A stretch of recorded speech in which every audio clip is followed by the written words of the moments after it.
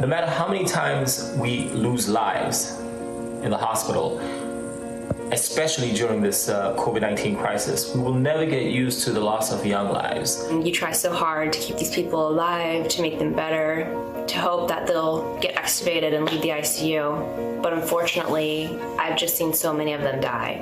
So the volume is down, but the patients coming in are still very sick. So when they do come in and they need a lot of work, it's still a lot of work and stressful on us. And it's even more stressful when the young patients come in and they don't end up making it. It takes an emotional toll on everyone.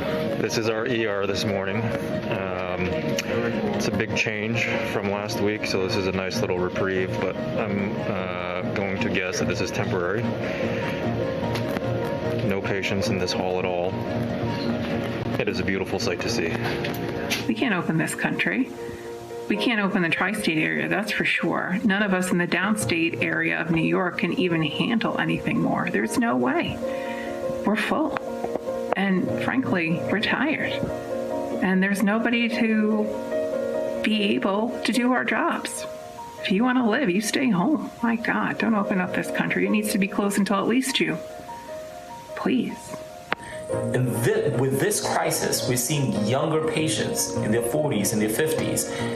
And because of their living situation, their socioeconomic status, they never sought medical attention. Just had a discharge of a patient from the ground, from the floor. And we had overhead played the Beatles song, Here Comes the Sun. Everyone was lined up to see the family and the patient out. And everyone felt great afterwards. You could tell everyone was a lot happier. Everyone was cheering. A great feeling that all our hard work